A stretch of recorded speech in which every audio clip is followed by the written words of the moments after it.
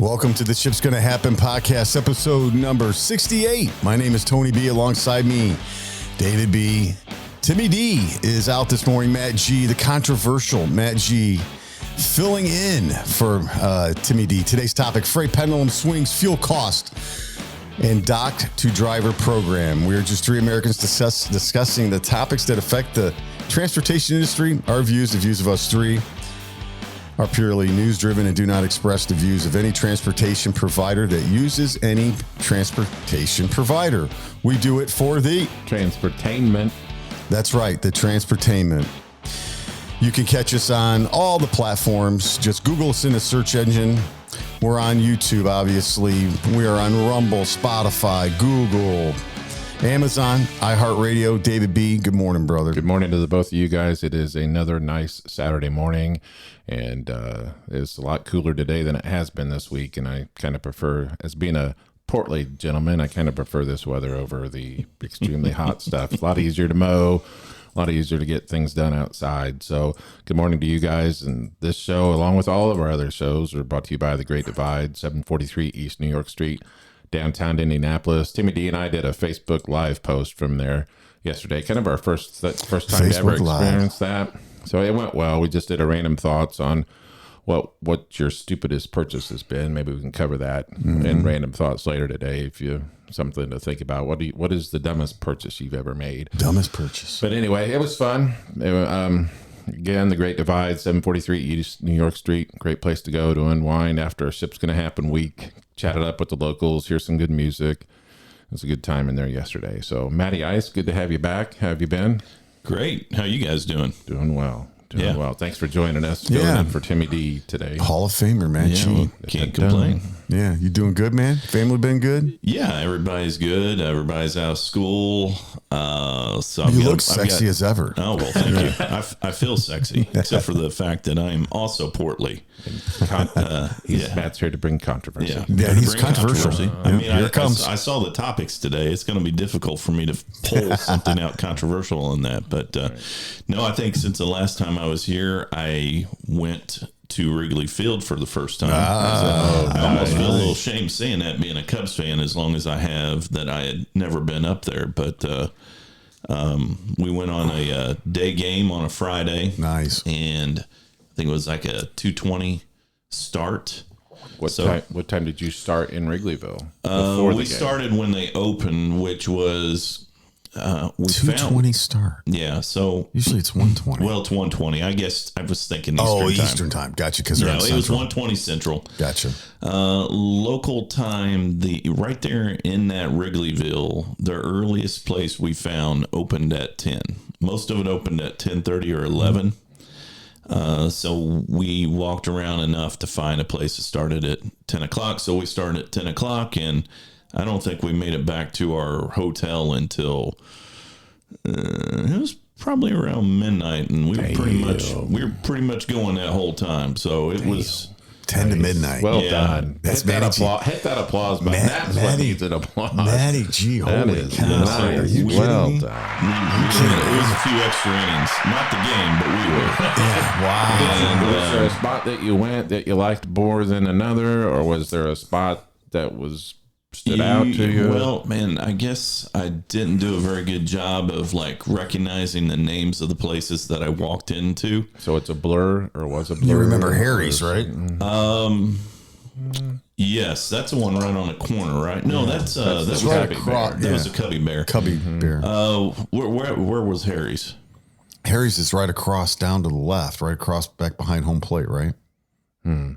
Well, I went in that area, but I don't know. Probably were in it. Sluggers is just down, not too far from the Cubby Bear, and yes, we went into Sluggers. IU bar too. We did go into Sluggers, and I did like that one. Now that you say that name, but no, we stayed. I think through the bottom of the eighth. It was a slaughter. It was against Cardinals, and Cubs were up 3-0 after the bottom of the first, and then it just became an onslaught. Cardinals beat them, I think, 14-5. So, and I think Cardinals hit like 6 or 7 home runs. So we were right down the third base line. I mean, we were within probably, if you get down by the flagpole, the wall is probably only a foot away from the line. So we were right there. Oh, well, the good story was it wasn't for her, but they now they have the net running down both the first and the third base line. So really quick foul balls, or if a bat flies out of somebody's hands, there's a net there. Yeah. But that net only really extends to a little past the base. So like first base or third base. And it starts to taper as it comes down. So I think the net probably finally ends probably halfway down between the what would be the actual wall and halfway, let's say, down first base line. So we were sitting down to where there was no net where we were at. And there was a lady sitting exactly in the same seat, but 2 rows back. And to hold that net, though, to keep it, upright, you got to run cables to hold those. So there's a cable that's running like directly over our head, probably about 10 to 15 feet above our head.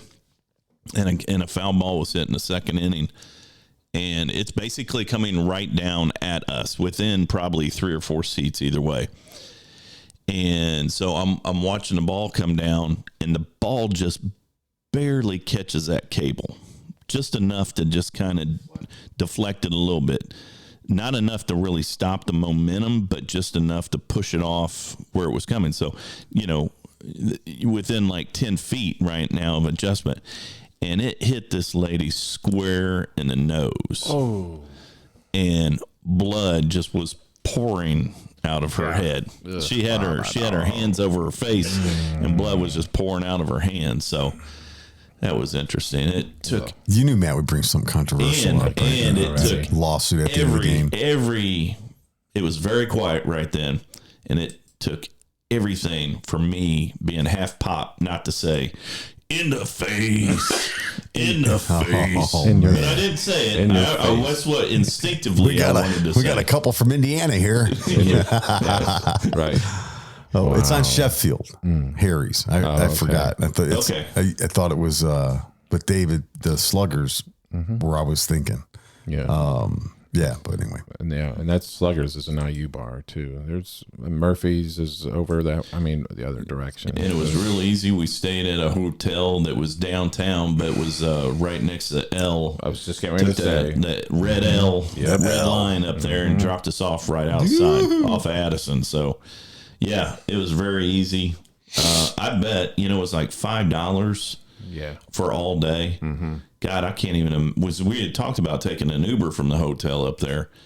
I bet you the Uber was probably going to cost at least $60-$70 probably. Yeah. Way back in the day, I had went up to go see a Northwestern game, and we parked. We took the bus up out of Indy, took the mega bus, dropped us off downtown, and then we bought an L Pass, like you said, for $5, and we hit up Wrigleyville on the way up to Evanston, and it was that is such a smart. Public transportation, Indiana. I wish Indianapolis had. I thought you were going to say you saw Northwestern at Wrigley because they've played there. Yeah, they have. It's kind of fun to watch that. We went to Evanston and watched. Yeah. So Evanston. It was against Michigan State long time ago. That's been a while. Northwestern gets a first down. They do. Yeah. The cat sound.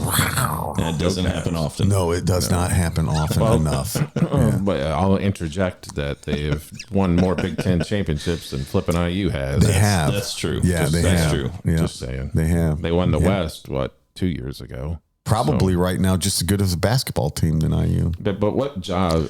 Pat Fitzgerald could go 6-6 for another 20 years. Yeah, no doubt. Yeah. From there and he's the best coach they've ever had. Mm-hmm. Oh, besides the early days, when they won. I think they won. We used to win the Big Ten all the time. They won in the 90s, didn't they? They went to the Rose Bowl one time, I think, in the 90s. Yeah, when he was playing. Yeah. I don't know who the coach was back Barnett. then. Gary Barnett. Okay. Nice job, man, because he replaced... that needs an applause button. He replaced... nice job, David. Barnett replaced the coach that went to the NFL, Minnesota Vikings. Oh, Dennis Green. That's it. Yeah, he snapped their losing streak. Because when I was a kid, give yourself an applause as well. well. That, yes, David, can I? Boom! Yay! Hit it up there. Because they had held the longest losing streak, right? And then Dennis Green helped snap it. They were I think they lost 44 games in a row or some stuff. It's a record. I think they beat I don't know whose record, but it was a record. And then Barnett came in and it kind of changed the whole thing. Cause I grew up there. I used to love Northwestern.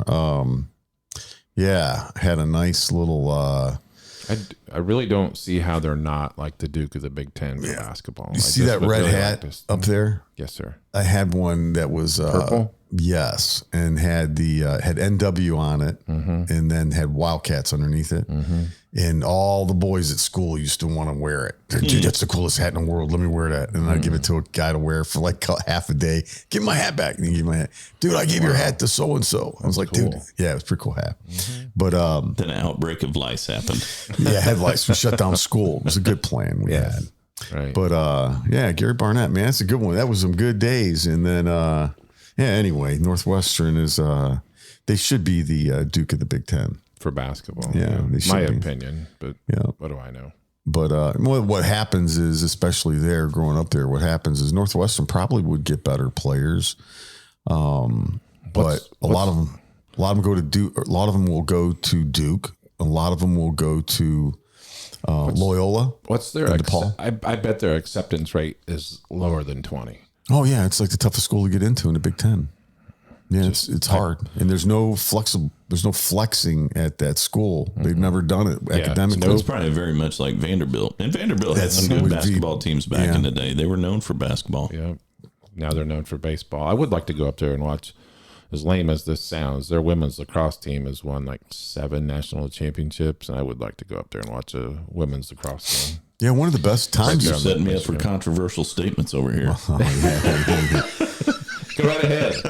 Go right ahead. This is one of those zones. That's fine. Go right ahead. So you have one of the best things to watch is Northwestern and Illinois at, like I said earlier, at Wrigley. When they play at Wrigley, they do it like every few years, probably 5 years ago. But that's, I believe it's 98 yards long. I've watched their women's lacrosse game, like on Big Ten Network or whatever. And I mean, Lake Michigan's just like right there. Right. Boom. I mean, it just looks like a cool place to go watch.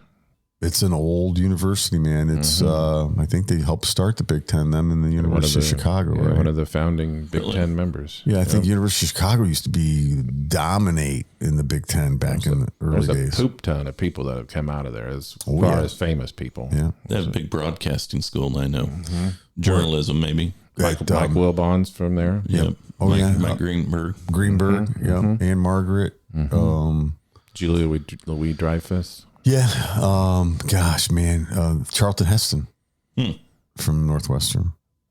When one of the Duke games, one of the Northwestern games I went to, they had halftime introduced Charlton Heston and Ann Margaret. Oh, my. That's pretty cool. What year was this? Ann Margaret. This would have been Ann Margaret. My dad loved Ann Margaret. In the mid 80s. But like 84, 83. She was holding on to being a very intelligent person, but maybe she was. Yep. What's that? I said I never took her as a very intelligent person, but maybe she was. Yeah. There's my slanderous comment. God, it's always controversial. Always something controversial. That should go on the billboard. Yeah. She's controversy, slander. She's not a nice person. Ann Margaret is smart? Question mark. Yeah, question mark. Matt G. I love Matt G. Tune in for controversy.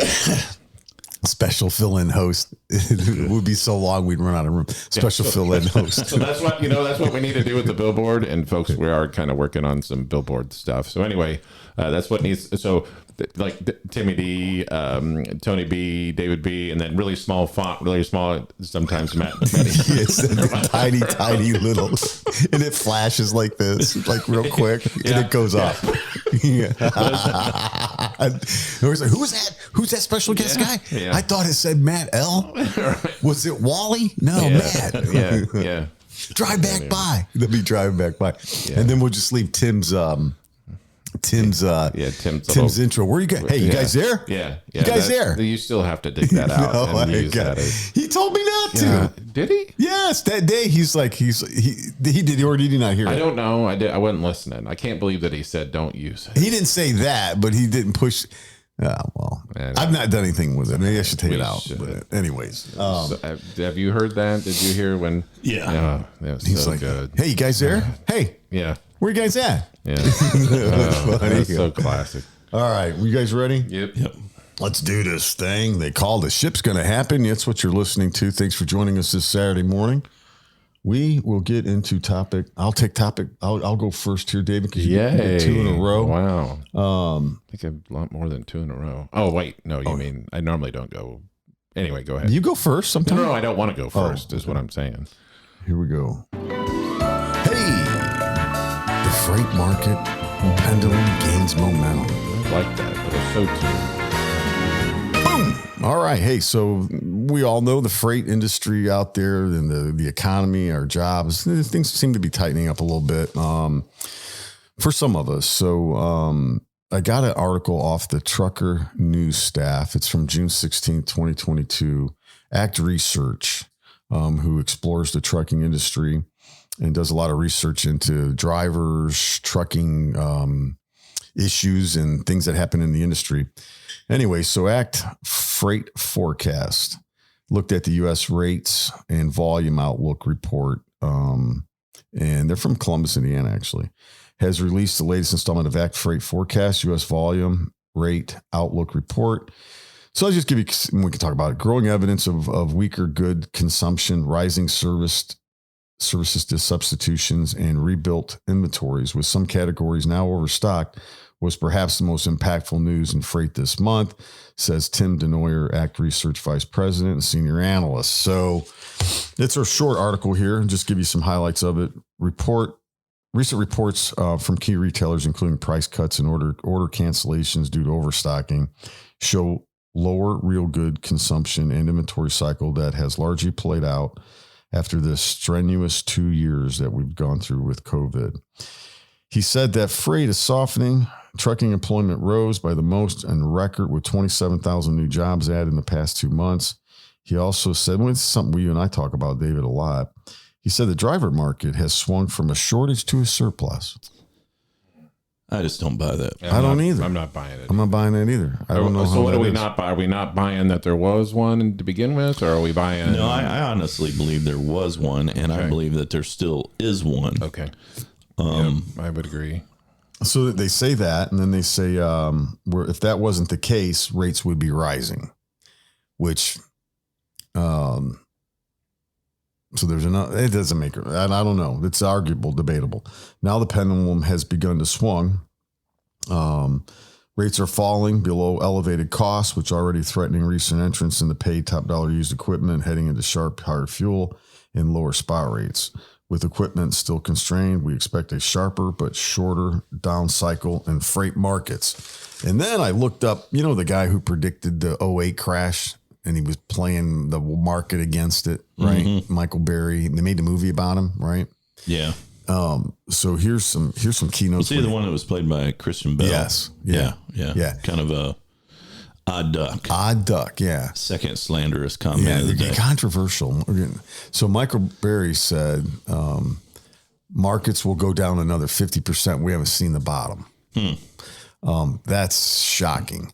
And this is the kind of the stuff he said in 2008. And people were like, dude, you're out of your mind. So then we're in the early stages. You'll start seeing volume sell on Wall Street soon.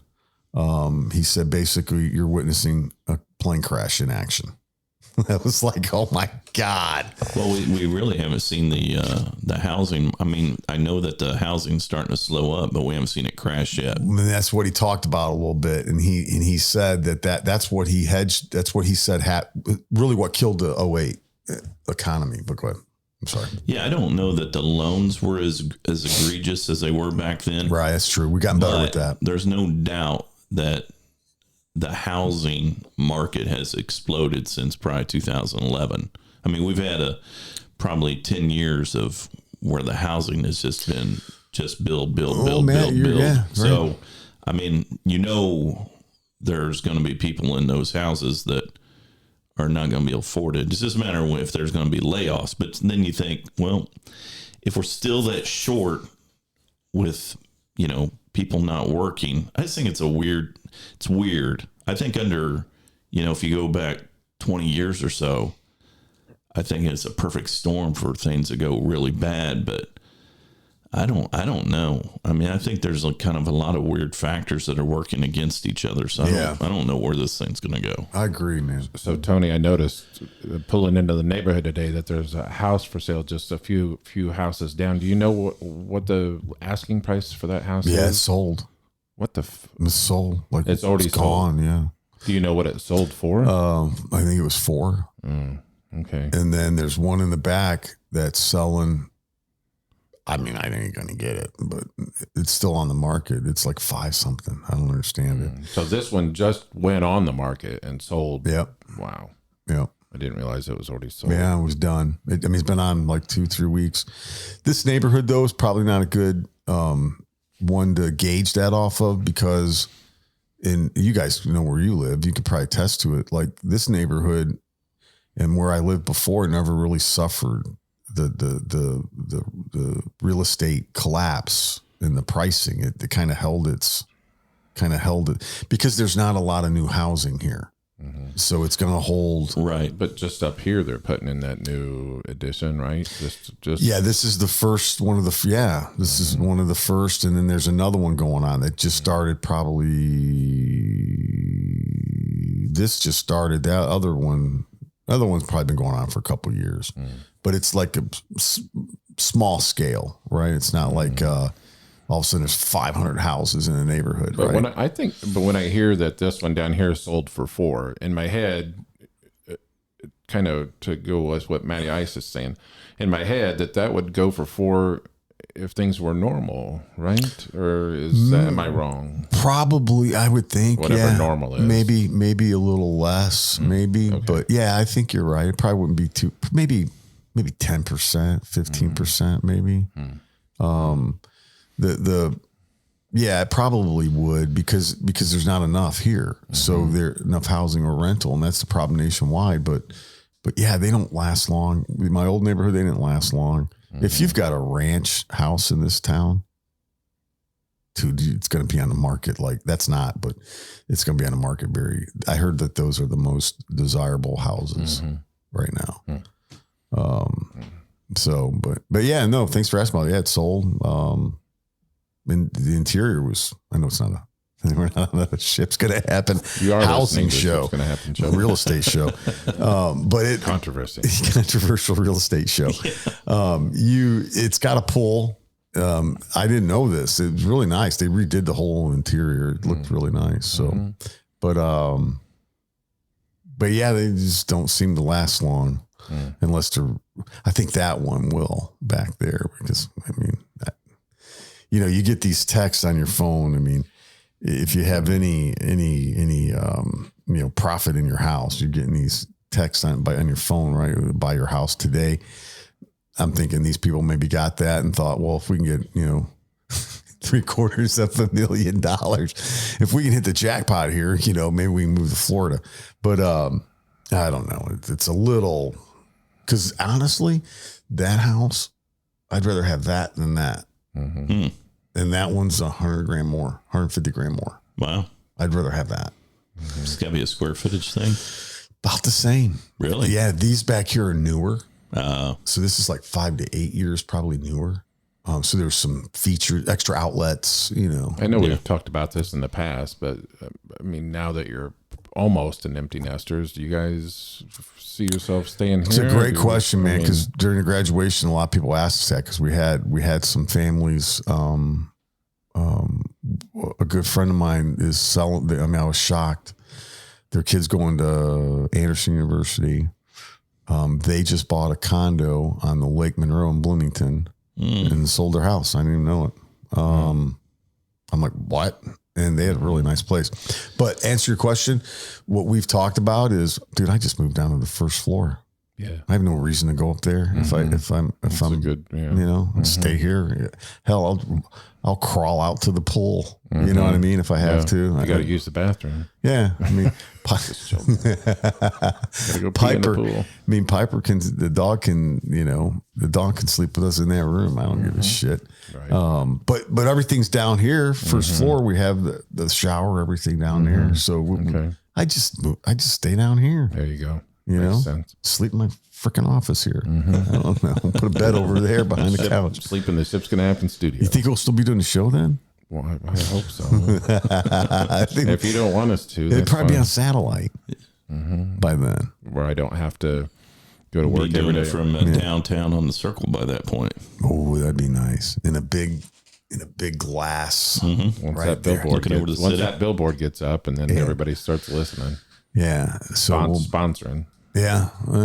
But anyway, so the yeah, it's mixed, right? Because David, your company's really not seeing any tonnage decline or Not at anything all. like that, Nope. right? I mean, Everything's so still chugging along. We're bringing on new business.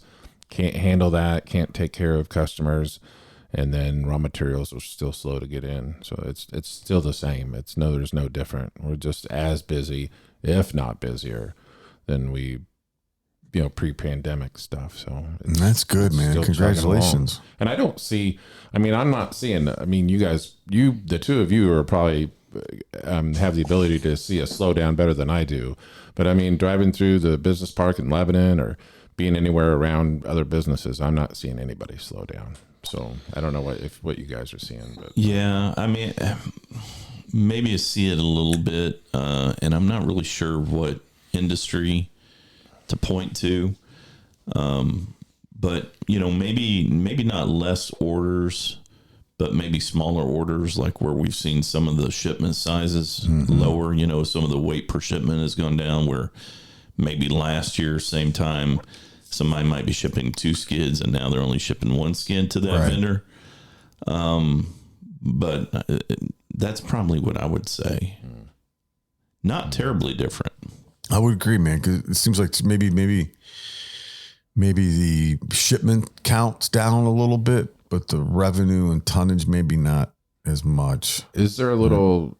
I don't know how to say this. Is there a little, when you read an article like that, or when you hear a story like that, is there a little fear mongering going on, or is there? And I'm not saying that's what's happening, but is it? I mean, That's a good point. What are they using to? You never know. I don't know. I mean, I know predictions are just predictions. You don't know and that's a good question, because you don't know what the political motivation of companies are, right? And what their research, who's paying for it, who's buying it. There's advantages to have some research in your corner versus some others, right? So I believe that, you raised a good question, because I think we all would kind of turn our heads a little bit at the drivers being,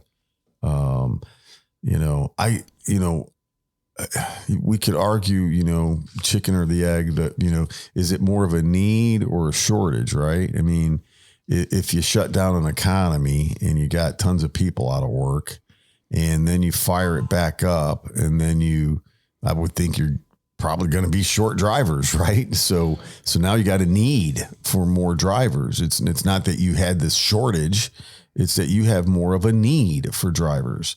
So it's just like some industries, the welder industry, it's not that there's a need for it, right? So that's why it continues to be a popular field to get into. So and holds its weight in wages, right? Long term. So, I mean, I don't know. I go back and forth with it. I mean, it's advantageous for the industry, I think, to keep continuing to announce that there's a shortage, right? So there's a lot of strings that gets pulled federally and locally that maybe helps. I don't know, man. We work in a great industry, but I go back and forth with it, because when the economy goes down, it's like we got too many. So are we in a shortage then? So I mean, I think it's the need and balancing it on that pendulum. Yeah, I think when we get around December this year, at least in the LTL environment, I think it'll affect truckload as well. But I think, that's where we'll really kind of see where we sit, because we haven't really had a traditional December and January, February slowdown over the last couple of years. Right. It's just been pretty steady because of COVID's kind of threw everything kind of off. But it'll be interesting this year to see how slow gets. Well, explain that, Matt, like how cyclical it used to be. Well, compared to what the it other is part today. is that now, we're in summertime is vacation time, right? Right. So even though you could be seeing a little bit of slower bill count, you tack in all the vacation that you have this time of year, and it still gives maybe the false illusion that you are still busy or that you still have shortages in drivers just because you just have so many people that are off. But once you get past the vacation season, which is typically after Labor Day, then you kind of run into, a lot of especially from a retail standpoint, you run into that crunch with Christmas coming up. So, trucking stays pretty busy until you get around Thanksgiving, and then the bottom kind of drops out. And because now the retail season's done, you're really right before, our farming and agriculture stuff picks back up, which picks back up in like February. So you just kind of hit this little area, and then you throw in the holidays, and a lot of companies take a couple of weeks off. They're winding down their year, and so it just kind of makes a perfect storm to where things tend to be a little slower in December and January, and then towards the end of February, seasonal stuff starts picking back up. And then you roll back in vacations again, and it's just been that way. I've been in the industry for 27 years, and it's just always been that way. And it's just depending on how the economy is how slow does it get, or how busy does it get, and then you throw in the driver, a lot of the changes the governments have made in regulations over the last few years. It just makes it difficult you just can't do the amount of work with the amount of drivers that you could do 20 years ago. You just can't do it. I mean, I remember working line haul for overnight transportation back in, this has probably been like 96. And I can tell you, I'd have drivers that would come in after running from Indianapolis to St. Louis, and that's, pushing 500 miles. And that's about typical, about how many, and I think back then it was 10-hour drive time, or 10 and a half maybe. And a driver would come in, and everything back then was paper. And he would change his logbook and he'd say, "Hey, do you have anything else?" So I got to turn to Louisville. Clearly does not have the hours to do anything. And that driver would then take another set of loads and go down to Louisville and back. He'd probably be pushing 15 hours probably behind the wheel. Yeah. And obviously, and then back then it was very illegal, but there really wasn't ways to track it. And it was all just, like I said, it was all paper. So if you knew how to, maneuver around and work on your logbook, I had a buddy that I can't tell you how many times that he would be on a Saturday night standing next to me, and we'd be drinking a beer, and he'd say, according to my logbook, I'm somewhere I'm around Tulsa, Oklahoma right now. And he's sitting there with me having a beer because he was running illegal. And that was very commonplace, because if you wanted to make money in this industry, you had to push the envelope. And if you really wanted to make money, really do well. And that was very commonplace.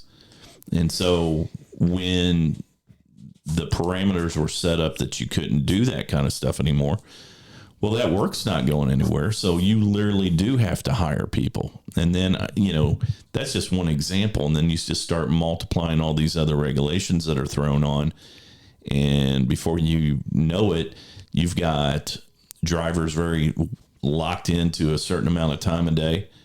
And then you get a lot of drivers that are like, you know what?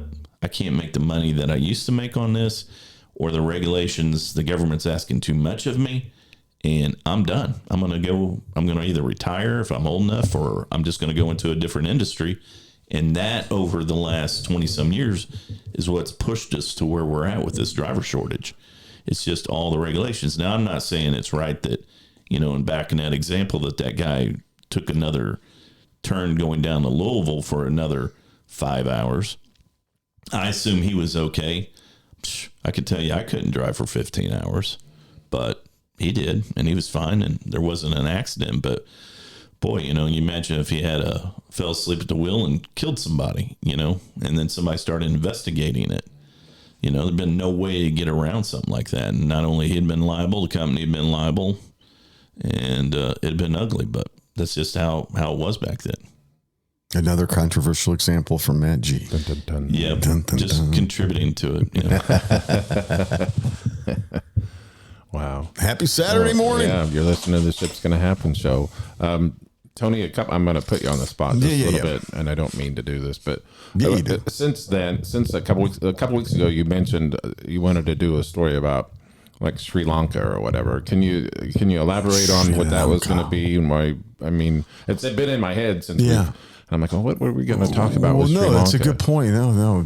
What I was looking into is the country of Sri Lanka, and I found out what another. It was formerly known as what? Anybody? No, I want to say Burma, but I don't think that's right. Nope. I don't know if I'm saying this right, but it was Ceylon. It was Ceylon. Do you know how I know that? No. In school, they said pick a country to do something on, and I picked Sri Lanka. Nice. Wow. In 1984, this is an interesting tidbit. It's not interesting. It's very boring, but I'm going to go ahead and say it anyway. It was interesting to me. So I would have been probably like, I'd have been probably 11 years old, and I was always creative on stuff. And the neighbor kids, it was during the summer of 84, which was the 84 Olympics in Los Angeles. Yes. Van Halen jump. Oh, yeah. And I was psyched about the Olympics. Bobby Knight was coaching the Olympic basketball team in 84. Okay. So I decided that with the neighborhood kids, we were going to make our own Olympics.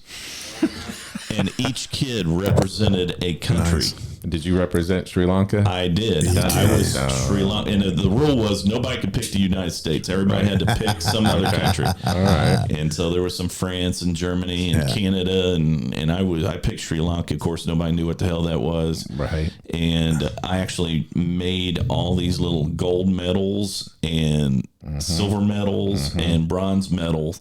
And I took a little string, and it was just a piece of paper. I just punched a hole in and just tied the string. And then as many events as that we could physically do. Yeah. Like a javelin throw was throwing a baseball bat. Yeah. I was going to guess a frisbee throw was in there too or something. But we took a weight, like a 2-pound, and made that like the discus. Nice. I think we had like a geode is what we used as a shot put. Yeah. So we did all sorts of stupid little things. It was very dumb, but But at least you were outside playing and not like absolutely in front of Video world playing. Oh, absolutely. We were out there in the middle of July sweating our ass off doing all these events. Playing Atari. First F-bomb at the 40-minute mark. There we go. David B. I got it written down.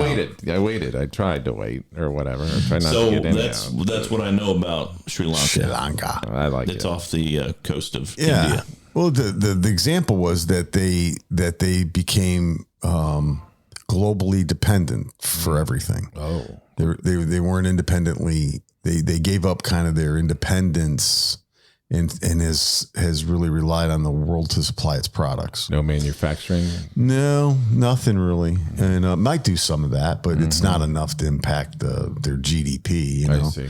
So the example was the lines in for gas. They couldn't afford gas. They can't afford gas right now. The lines are would remind you of the 70s in America where the gas lines were. People, just the gas prices have gone skyrocketing because they can't get it in. The point being is when a world becomes globally dependent, like on Russia for oil, and then you have a skirmish, and then now they're affecting the country of Sri Lanka's GDP. They're affecting everything about food, all this through the gas fuel, right? So the point is that that's what they were saying is coming to every other country very soon. If they don't figure out how to I mean, everybody wants to globally trade, right? I mean, there's nothing wrong with globally trading. It's giving up your sovereignty in what you do, right, is the problem. So it's just like in our country, man. Let's face it. I mean, the gas prices are up because we cut a pipeline off, and one party doesn't like drilling gas, right? So the refineries too being shut down. You haven't been one built in 30 some years, right? And so go to. We're kind of easing into my one of my topics, and I'll just mix it in with this. Driving over here, listening to NPR, the gentleman that runs Chevron says there never will be another one built. And he's right. States. And bullshit stuff. Well, it is, but the reason is because the federal government doesn't. They've killed it. But the problem is with me and us thinking about this weekend. If you want to switch over to solar, I don't think anybody really cares as long as it works or battery powered. The problem is you can't just go say gas is $2 and here it is at $6 while we do it for 20 years. I mean, you can't do that. Americans can't. A person making $25,000 a year can't survive paying $6 on gas. It's ridiculous. I completely agree. But you can't go all electric vehicles or whatever when you don't have the grid now to handle support it, handle whatever what is And the other part is where do you think electricity comes from? Right, it comes from coal. Yeah, it comes from coal. These people don't understand. You can't have electricity without fossil fuels. It costs. I mean, you can try hydro and solar and stuff, but you just don't have enough of that. And here's their answer: just go buy an electric car. Well, you buy a Tesla. I mean, how much is a Tesla? At the same time, the gas companies were recording record profits. Yes, record profits. Right. And that's my whole thing is that's how it's designed to be. And you're talking about that refinery, but not only does the oil company not want to build that because of the huge investment that it would be, but then you've got a political party that doesn't want you to build it either because they say, well, it's not nice to the environment to have another refinery built. So it's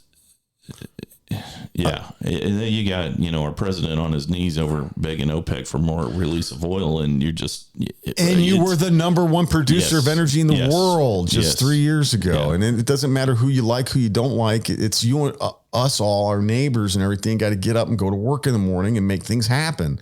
It's not about a political party, and you can't do that when these political parties got their heads where it doesn't belong. Yep. And it's struggling, and it's just like when you come into power and you kill stuff like that, right? I mean, it's just I don't know. It's just mind-boggling to me. That's why I think that party has a difficult time wrapping its head around that. At the end of the day, I mean, there's a million issues out there. But what they have a difficult time trying to understand is that at the end of the day, there's just short of another country invading us and on our shores, there's not another more important subject than the economy. And they miss the mark every time. And when things just happen to be going good, because the government's not the only thing that influences the economy, they're a small piece. But when they get in the way, the oil is a good example, they just can't wrap their heads around that. That's why they're going to lose, is because the economy, at the end of the day, you can bitch about any other policy or where you fall on any side of anything else, but that one at the end of the day is going to trump every other thing that's going on in somebody's head. Because when things are going great economically, you can nitpick and bitch and complain about. You can pick and choose what you want to spend money on. Or you can as a politician, you can beat the drum about this particular issue or this particular issue, but you do that because you're not worrying about the economy. But when the economy goes south, it ends up being the number one issue for a voter. Right. So here's a breakdown. Right. So go buy an electric car. Okay. You want a Tesla Model 3? $60,000. You want to upgrade? You want a Model Y? $70,000. You want a Model Y extended long range? It's another $70,000. You want a Tesla long range Model S? $104,000. I mean, it's the price of a house. So, I mean, unless they're going to put pop-up tents on the next of these things that people can live right next to where they park their car. One of the things I never really thought about was a used Tesla or because you think about really the whole point of that is the battery. Right. And how long do these batteries... They don't warranty them. Yeah, how long do they last? Yeah. Because if it's like my cell phone, after 2 years, I got to trade this in because it doesn't stay powered for more than, 25 minutes before I got to plug in. Yeah, so I know the battery is different, but batteries are batteries. Yeah. And I have not seen one yet that does not lose its power after a while. That's a good point. I'm glad you said that because so like with the average charge to charge your battery in an electric car is like $10. $10. Mm-hmm. And it takes 20 minutes to do it. Is that right? It didn't say that, but it says on a cost. I think you're right. It's probably right. If you're using the right equipment, yes. So and then there's no stations to do that. No. So the cost to fill up right now on a car like Tesla that would be $100. But now for as little as $10, you can charge it. Yeah, don't get me wrong. I mean, if you gave me one right now, I would be driving it. And I would strategically figure out how and where, and maybe I could. But would you pay $110,000 for it? No, I wouldn't. No, I wouldn't either. I mean, because the $110,000 pays for how many gas fill ups over that life. It's the same thing they talk about, like solar panels for your house or, geothermal for your house. Mm-hmm. And it's like you try to run the math and you're like, okay, well, it's going to save me, let's say $60 a month in electric bill. Mm-hmm. Okay, well, how many months of that will equal the investment that I've got to put in? And you're like, well, shit, that's 15 years. It's going to be 15 years before I make my money back on that. And then it's like, okay, how much of that will I have to have replaced in a certain amount of time? So that 15 years may end up turning into like 20. Yeah, right. And it's like, okay, I mean, it sounds good, but the initial investment is so high. It's just like, I don't even know if I won't be in this house 20 years from now. Right. Exactly. So how am I going to get my money back on this? Right. So here's Ford. Ford says their average electric car cost is going to be from $40,000 to $100,000. Did Ford announce that that's all they're making now? I think so. Yeah. Didn't they? Like a month ago? Really? Maybe I'm wrong. I think they did it a while before, but they're confirmed to it now. Because you can't buy. You can't. It's all SUVs is the only thing they make in gas now. Oh, yeah, like the Explorer and things like that. The rest of it's all going to be batteries. And certain trucks, not their trucks. It says here their F-150 Lightning truck, which will come out in 2022. Is Tim's truck electric? No, I don't think so. No, it says it will be anywhere from $40,000 to $100,000 with every available option. I don't understand. I don't know. They expect electric vehicles to move up to a $50 billion industry. Everything comes down to cost, and people that are pushing, everything, the solar, the electric, it's like every single American, it's not that people we're just like some kind of anti-environment. We just love fossil fuels. I don't care what moves my car down the road. I want the cheapest way that I can do it, within reason, right? I'm not going to drive one of those little smart cars. Number one, I probably couldn't fit into it, but I want something that I like, right? That I like, and I want to do it as cheaply as I can. And when you get when the technology catches up, and the ability to drive the cost drives down, you're going to see over time, we will all be moving into an environmentally, whatever it is, whether it's cars, vehicles, houses, whatever, it will get there through technology. And when the cost becomes, it's not prohibited to keep you from being there, we'll get there. But we're trying to push it faster than it will allow us to do from a cost standpoint. Yep. Yeah. And we're in a capitalist, environment, and that's just how it works. Mm-hmm. Yeah, I'm fine with electric. I mean, but the whatever it is, having wherever to charge it up at, all that shit needs to be put in place.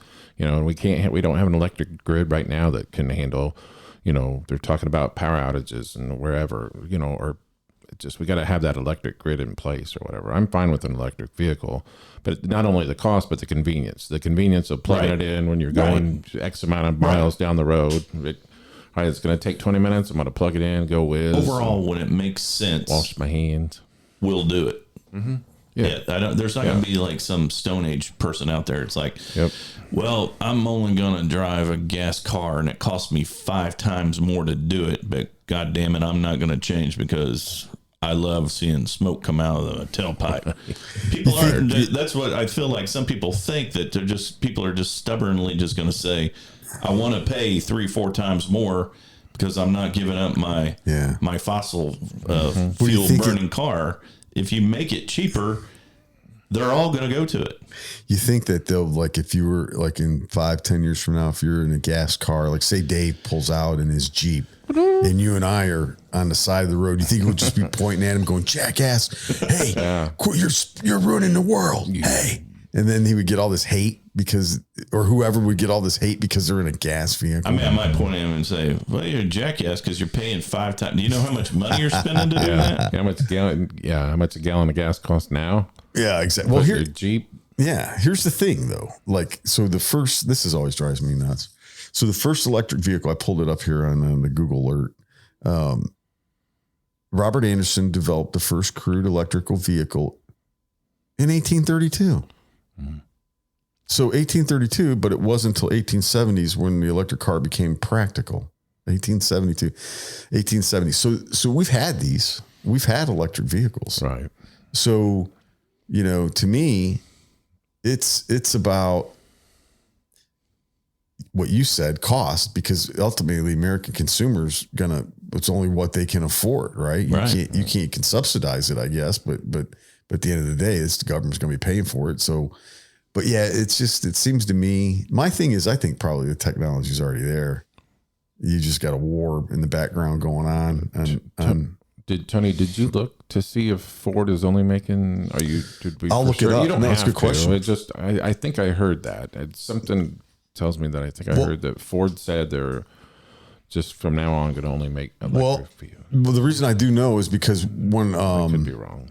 No, you're right. Well, let me look it up here. But real quick here, while we're talking about it, I went to drop my car off to get fixed because we do strictly Fords at the time. For your employer? Yeah. And so then I dropped it. And plus I had Fords we got rid of it though. But anyways, so I took it to the dealership and I had said, where are the new Tauruses? And they said, there are none. And I go, what do you mean? And he said that we're not building any more cars that are gas. Okay. So he said the only thing we're going to stick to now is SUV. I think. How recent ago was this? That was over 1.5 years ago. Oh wow! So I think what the American car company is going to do is stick to they're going to let the foreign companies take over the small car market. That's what this guy was telling me. He thought, and they were going to stick with the SUVs and trucks. And America would be the trucks But I don't know if that's true because Toyota and Nissan do trucks and do it all. They do electric cars too. So, so I think, but no, I'm looking it up right now. It says Ford Motor Company is going all in on electric vehicles. Ford debuted the F-150 Lightning pickup where power is selling point. 8 hours ago, this was released. Ford debuts fully electric. Here we can listen to it. Oh, yay. Using an all-new electric vehicle, which is in very high demand. Our car specialist, Dave Coons, has more on the all-new Ford F-150 Lightning. As the automotive world goes electric, so too does a full-size pickup truck. The battery-powered version of the very popular Ford F-150 is here, the Lightning. We know our customers better than anyone else, and we're giving them more of what they love and using electrification to give them things that they've never had before. Is that a Aside word? from a few styling touches, it looks a lot like the conventional F-150. It's a new one. Same goes for the interior, where most everything looks familiar. If you've got an F-150 today and you get into an F-150 Lightning, you will be totally at home. Of course, the drive system is very different. A huge battery underneath and electric motors at the front and rear, so all-wheel drive drive is standard. As with most electric vehicles, the torque is incredible. 775 pound-feet standard, enough for serious towing if you need it. With no engine up front, Ford used that empty space for a large storage compartment, weatherproof and secure. Keep luggage or equipment safe and dry. Electric pickup trucks has become a buzzworthy thing lately. Some real, some still imagined, and many seem to be aimed as playthings for wealthy people. Well, Ford will be happy to build a lot of fully loaded Lightnings if it needs to, but they're also concentrating on their core commercial customers. Ford is making sure that business users can access an electric option, from independent businesses to large fleets.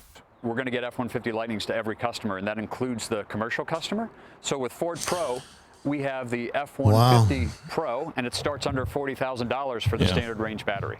And for standard those range. or anyone Is that onboard 9 miles? should be a selling point as well. 9 Power miles. outlets in the trunk, Gas station including back. USB. And out back in the bed, there's even 240 power for big tools and equipment. Standard battery range is 230 miles, or optionally 300 to 320 miles. The only downside to the extended range battery is that it takes extended time to fully charge, even at a Yeah, it DC does. quick charge station.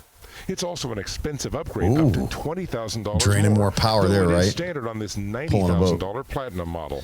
But for many, many users, this new Lightning is an ideal solution for those needing a truck and wanting to go electric. Dave Coons, ABC 7 Eyewitness News. There we go. Thanks, Dave Coons. But they didn't. Now, with gas prices- What's the extended time? I mean, how long is it going to take? Is that to- 100 to- miles, right? No, I mean the charge Charge it. time. Yeah, that's a good question, The yeah, charge 'cause it- time. 'cause it's they going just to charge said an extended time. Well, what the hell does that mean? It's going to cost them. And 230 miles before you have to charge up again. Yeah. So what? That would be three hours. Get a snack, take a nap, bud. Well, and I've got here's to go poop here's my whole thing. Because it's a good point there, David. Is again. The convenience. yeah. We can't. I'm just saying. Go ahead. I'm sorry, Tony. No, it's all right. You would think that, okay, so I know from my background in the military that we can send drones across the country. They're not refueling. Right. How are they doing that? So my thing is, why can't they get a battery to recharge itself? Can't you? I mean, what the hell, I think man? I saw something where they were talking about they could, but I don't know how much money this would be, that they could put something like build the road out of something that when it rubs with the tires, it can recharge. Oh, yeah. Recharge the battery as you're literally driving down the road.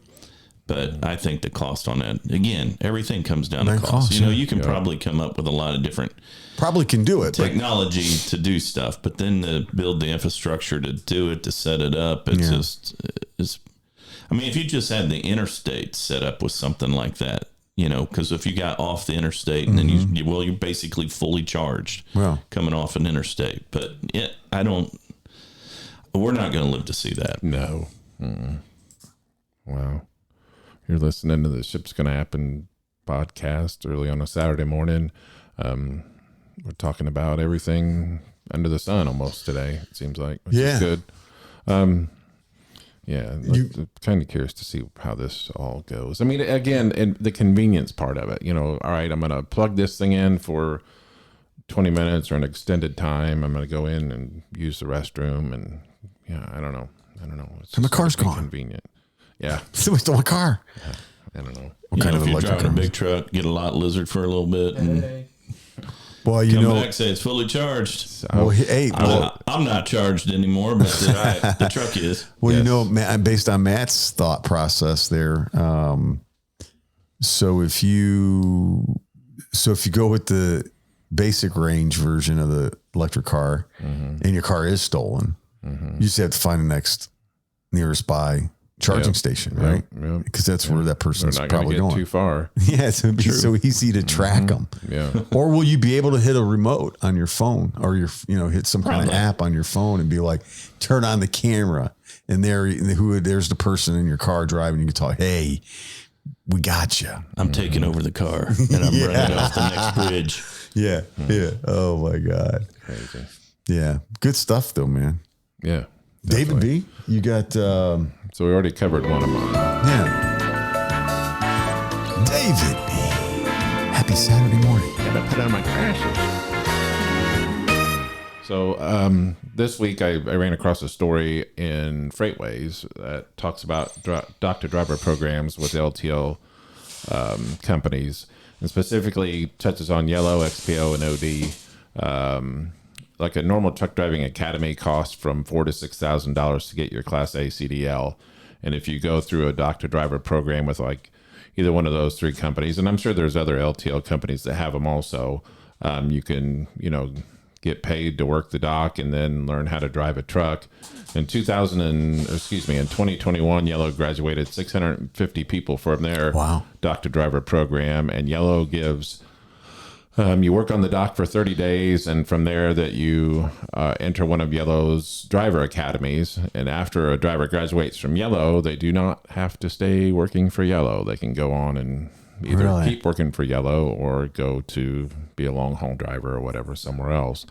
XPO, their prospective driver program, they work the dock for a few. The story says they work the dock for a few weeks and then take a 7-week driver training program. XPO values the training at $10,000 along with being paid, and then benefits that start from day one. XPO graduates are asked to work for the company for 2 years after their doctor driver program. And then OD is, they were last, and I was kind of tired of reading about it by the time I got to the OD part. So OD's doctor driver program has no time frame on its doctor driver program. In 2021, they graduated 577 people. OD has 12,849 drivers. 3,598 of those drivers are from their doctor driver program. So those of you listening and wanting to become a driver, and if you're concerned about spending $4,000 to $6,000 to become a truck driver, you could always go work the dock somewhere, learn how to drive a truck. It's Yellow, for instance. It's a good program. Either stay at Yellow or go elsewhere. Yeah. So, but I like a pretty good program. I mean, if you're young and you wanted to get into it, that's a way to do it without, having to go buy your own truck and do crazy stuff. Like it says, getting paid with benefits and all that stuff. Day one benefits? Yeah. Jeez. Does Yellow, does anybody know, like I used to see on the, like it might've been the Holland trucks or maybe it was the YRC trucks where the insurance is 100% company paid. Does anybody know if that's still the scenario? Yeah, I think it is. Right there alone in my head, right there alone, that should be enough to want somebody to go work for a company like that. My insurance is 100% company paid. Hell yeah. Yeah. I think what you run into is that when you've got like young people that are 21 to 30, the last thing they look at is insurance. They look at the hourly pay. And now you're talking about people our age. If you're looking to go somewhere to get hired, your benefits mean more to you at this point. Not that salary is never not important, but when you're young and dumb, you just don't even care. You're like, okay. Yeah, it makes sense. So that was my doctor driver program.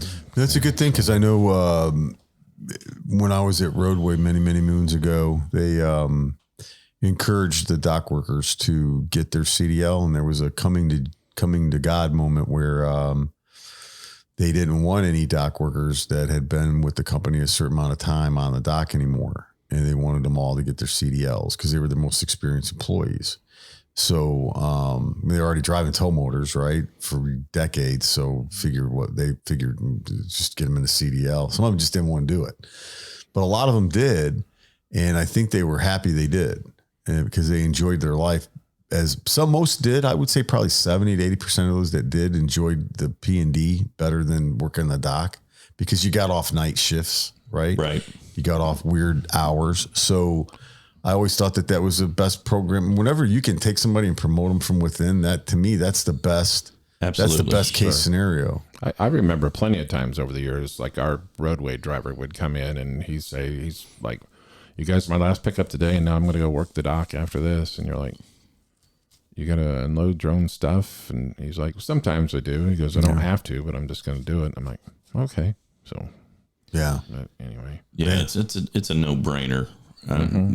For somebody that's wanting to think about getting into driving, because even if you get into it and you don't like it, it didn't cost you anything, right? And you actually got paid to do it. So it really just all it was a time investment. when if you decide you don't like it, but you try to do something else, and just out of necessity you have to have a job, at least you can fall back on that with a CDL. So it's, I think it's probably just the future, really. I think at this point that's how all these companies are going to be that have the opportunity to do the dock, right? Which pretty much is LTL exclusively. Right. But yeah, I think it's a great program, and it's a great way to try to fulfill having these driver shortages. You just wish you could do more. 600, you think about that, and I think 600 with yellow and 500 with OD, that's probably still, I would guess, last year, and I know things are slowing up a little bit, but they probably could have used 2,000 last year. Yep. So, and maybe that's just they need to expand the footprint, because I think they only have them in certain locations. But yeah, it's absolutely a no-brainer. Tony, does the company you work for, do they do that also? Yeah, they have absolutely. They'll do that. They have a program that they put people through. They have a Class A and Class B program. So yeah, they've utilized that. They actually probably, I would say the companies you mentioned, they probably do a pretty good, we all do a good job of getting drivers when we need them, but it seems like those programs have been ongoing for a while. So and to me, that would also be a good high school trade kind of class. Yeah, right. Like when you got to start knowing about it, like maybe your junior or your senior year, and they could probably go work the dock at wherever, Yellow or any of those LTL companies, and start to learn, hey, after work today or after school today, go work the dock at whatever trucking company for X amount of hours. And just a thought. Just a thought. I think some were doing that. Right? Yeah. Some of the stuff I just like they don't teach us some of the practical stuff that you should know in high school. Just my own opinion. Oh, absolutely. Pi r squared divided by 3 didn't do me any good. No, absolutely didn't. But knowing that your credit score needs to be pretty good to get, a loan or to get whatever, you need to, that's the stuff you need to know. That's a good point. Cause one that always bothered me is, we always teach people the consumer side of business in high school and middle school and college. We don't teach your business, your personal business. Like your balance sheet needs to be zero. What you owe needs to be zero. We don't teach that form of self-discipline and self-wealth, which because we probably wouldn't spend as much, right? I mean, how often do you think, and it affects me in my head when I see gas prices like the way they are now, we don't do anything. I mean, we really don't do anything anyway, but it's a factor. But, you still people probably just don't even think about it. Oh, gas is whatever, fill it up and go. What I would like to see, I wouldn't mind driving. Well, okay. No, that's awesome because, that you mentioned that. Cause, I will say this, my dad coincidentally called me Friday. That's how I knew. As in yesterday? Yeah. Thursday. Okay. And Thursday around noon, and that's when he told me he was going to come up. And I was driving across Geist at the time. There were no boats on the lake. It was 94. Wow. 94. You would think Geist would be packed. I've had a boat. I wonder what. Can you imagine how much it's got to be $10 on the water. Right. I got to imagine to fill it at least. Yeah. I got to imagine one fisherman, and that was at, I think 10:45, and I was like, it's a little hot to be fishing. And a boat will burn a lot of gas. Yeah. Oh, I bet.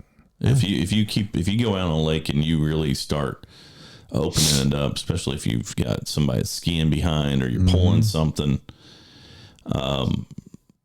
it's easy. And I can't remember how many gallons. Well, it probably depends on the size of the boat, but some of those boats hold, a ton of gas. And I just can't even imagine what some people are spending on that lake. They're probably spending upwards of $400 probably to fill it up. Mine was 20. I had a Merc Cruiser 4-cylinder. Yeah. It's called the Iron Horse. It's a great engine. And it, 20 gallons, right? Yeah. Man, it burned it. It was slower though because it burned it slow as a conservative engine. It's the same engine they put in like the Chevy Chevette back in the day. Right. Seriously, that's the engine. Those things ran forever, right? So my dad's in the boat business, so I know this stuff. So, but he's been saying he's been doing a lot of service work, been doing some of that and catching up on service work. But he's like, there's not a lot of like, hey, I'm out at the lake, I'm stuck. Hey, he's like, I'm not getting those calls right now. So that tells him there's not as many out on the lake. It's more of the people coming down and doing it. But yeah, I think Guess you're gonna need that electric boat. Yeah, well, that's the thing. Go. That's the thing. How easy would it be so you know what? That's a good point, right? So if you look at mileage, mile marker 1, 2, 3, the mileage, right? And you go to the boat, right? So you're putting a lot less miles on that thing, right? Nautical miles. So would be the correlation. So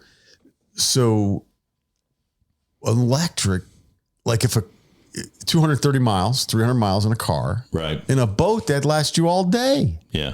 Like, right? Well, maybe 2. So I also get a little nervous when we talk about electricity on water. Oh, yeah. Shocking. I'm sure that wouldn't be the case. I'm sure. I mean, there's already electrical components but that's I assume it's all DC. Is it all DC? I don't know. That's a good question. I don't know. I mean, the electric boat. I mean, I don't know. Would that work? It would work. Oh, I'm sure it would. But I don't know. You'd have to have some grounding feature in there, right? Well, you have to have a lot of. I think a boat has to have a lot of torque to get it out of the water, right? So, and they said those electric engines have a lot of torque. You ever been in one? What? Electric car? No. I have. Yeah. Let me tell you something. I have. One of the business owners that I know real well bought one, Model S, $140,000 ones. And it'll get off. Lights out, man. Because, so his sales manager has is it a Camaro RS, like old school, like it rocks, right? So we went to lunch and they both came in their own cars. When we were at the red light. Oh my. Yeah. We were in the red light. We were like, he was doing this, speeding up, bumping it. And they're like, they're going to race. No. I mean, it's silly. You just think about the process of the combustion takes time, right? I mean, even though it's a little bit of time, whereas that electricity, it's just like flipping a switch of light. Yeah. It's there. It's unbelievable. Immediately. Yep. It's as fast as you can push down on the pedal. It's there. It's going. Yeah. The fastest I get into motorcycles. And so what I was watching is electric motorcycles. There was one that it's the fastest bike in the world. I mean, you just can't. A quarter mile, you ain't going to beat it. It's going to be out of battery by the time it gets to quarter mile, but you ain't going to beat it there. You might beat it in the mile, but you're not going to beat it in that quarter mile. It's crazy. Like when he punched the gas in that thing, I immediately went back like that. And it felt like I was in like an amusement park ride. Remember those old things? Those they had the seats in them, or they spun around and they were like a tilt-a-wheel. Is that what it was? Wasn't it Twister? Is that what they call it? Is it Twister? Is it Twister? I don't know. I think they all have different names. Yeah. I know what you're talking about. But then you could spin around and have your buddies in there and spin around. That's what it kind of reminded me of. Oh. Like I was like, whoa. You're feeling the G's. Yes, I did. Yeah. And it was bizarre. But and then what he said too is he used to stop and buy chewing gum all the time and stop at the gas station, buy some lotto tickets. He was saying since he had the electric car, he hadn't been to the gas station in like months. He's like, I'm saving all sorts of money. He's like, which you wouldn't think, right? Like, how much do you stop? It's not like you live at the gas station, but we go there probably more than we realize. I can legitimately say I really just go to the gas station for gas. I don't ever go inside a gas station. It's been a long time. My kids always bug me for something. We gotta get a drink. That's how mine are. I gotta get a drink, bag of chips, stuff like that. Yeah. Yeah. It's like a gold mine. But yeah, I mean, it's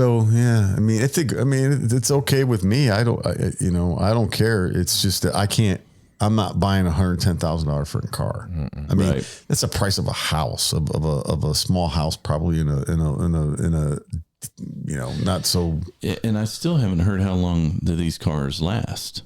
That's a good question. Well, and speaking of your battery thing, let me, you know what, I'm going to pull that if up you, 'cause it's genius. If you get like a 60-month, you buy a car on a 60-month, you always knew if you did the maintenance on it and you took care of it, you can get, as long as nothing's majorly wrong with the car, you can get a lot of miles out of a car and can turn into a lot of years. Right. But I just don't know if that just works. Check this out. I'm going to pop a video in. Are you mowing today, Tony? Yeah, I think I will. That's just nuts. Over the last 2 years, So this gentleman bought a Tesla, and he blew it up. And it was because of the battery. They blow it up. What do you mean? So my understanding is he had a. Welcome to the Beyond the Press. It's not in English. I thought it was. They That's not English. Yeah, you're gonna have to translate that. basically the Tesla broke down, so he's got to buy new batteries, and the cost of the new batteries I'm was sure as it's- much as the Tesla. Yeah. So he's like, screw that. I'm gonna blow it up on the internet. And get a 1.8 million hits and buy a new car. Or even running. It's Wow. So it's not running. story, and we are going to interview the owner of the car, and he asked that could we explode the car? Yeah. It's working. So, I'm ready for that. Let's make this one. So yeah, you wonder what's average. I'm sure that's out there. You just Google search it and Yeah. find out how long it's gonna last. But I just feel like it's not. The explosion from You can get 20 years out of that. plastic tube, and there's very little of explosive inside. Or and it looks well, like wide shot of. it's supposed to last when they survived. they're supposed to last forever, right? How long? Let's snoogle it. How long does an electric car last? Somebody's So there's arguing. battery, yeah. The decrease in range. 10 to 20 years. Yeah, 10 to 20 years. Okay, but like if I bought it and then let's say it was a 300-mile range, you say 10 to 20 years, but on year 15, is it like 16 miles I can go with it before I have to get? So they're like, yeah, technically it goes before it's completely dead, 20 years. If you could somehow drive down the road and still keep it plugged in, yeah, what is that? Look at that. No replacement? 20 grand? 20 grand. Typically 8 years, 100,000 miles. So it's like, I mean, we all probably just need to go get, when I was a kid, I had one, and I've always thought about buying another one. I mean, it's probably time for Americans just to get an enduro motorcycle. You know what I mean? Like a 250 enduro. Is that like a little moped? Like a Honda 250 or something, or a moped. Yeah. And just, What's the first thing you think when you see a grown man driving down the road on a it's moped? got a DUI. It's a DUI guy. Absolutely. Yeah. Absolutely. DUI guy. It's got a DUI. I mean, it just screams it. Yeah. Yep. It does. But, when I'm watching videos of people in India, driving them all the time, Say, man, look at all those drunk Indians. Right. it's a lot of drinking. Now, my going question on. is you billion probably can't drink on a moped, right? Can It's still drunk DUI. You still get DUI. Any moving, operated, Even a lawnmower. even a horse, you can get a DUI on. So you're just like, all right, bud. There's Amish people that have gotten DUIs in horses. I mean, I guess it depends on the state and what the law is, but I guess you'd be like, man, I guess I got another big fine, but you can't take my moped away because I'll be just driving it again tomorrow. I know. Yep. You don't need a license, right, to drive a moped. See, I don't know I anything don't. I about think a it's. moped.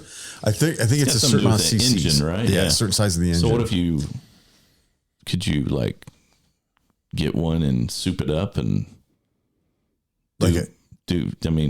make it still looks like a moped and be driving like 80 miles an hour Make it down the electric. road? Yeah, make it electric. Oh, there you go. Make it Make it electric. electric. And then what are they going to say? Right. Can't catch Is there you. even you're not even measuring in a CC at that point, are you? Right. I'm not operating any motorized vehicle. It's battery operated.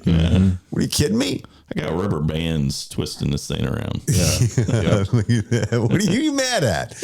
But yeah, that's That's who knows? I mean, we've talked about electric vehicles on this show for a long time. There's pros and cons about it, right? There's pros and cons about everything. Yeah. Yeah. So, I mean, I don't think any of us have a problem with it. It's just a pain. Cost and convenience. Exactly. I tell you, that's the best way to put fuel it. just keeps going up. It may end up being quicker for me to pull trigger on one.